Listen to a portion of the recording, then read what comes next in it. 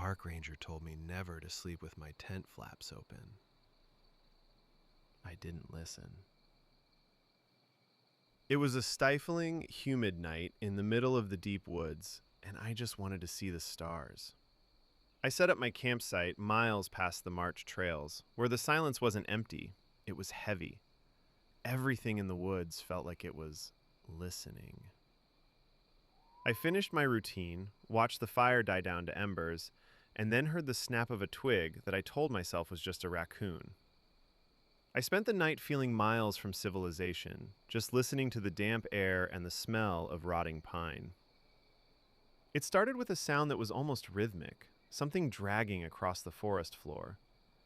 I sat up in my sleeping bag, my heart hammering, but everything went dead silent. I told myself it was just a deer. I tried to drift off to sleep. That's when the whisper started.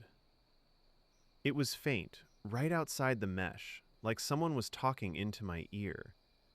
It was my own father's voice, but it sounded wrong, stretched, like a tape recording being played too slowly. My father died 5 years ago. I stopped breathing. I tried to tell myself it was just a trick of the wind, a cruel hallucination brought on by exhaustion and the dark. But then it whispered again, and this time it was clear. I reached for my flashlight, but the beam died instantly, even though the batteries were fresh. I was plunged into absolute, suffocating darkness. Then I heard the sound of the tent zipper, slow, agonizingly slow, starting to move downward. I wasn't touching it. Nobody was outside. I realized the sound wasn't coming from the entrance. It was coming from inside the tent, right behind my head.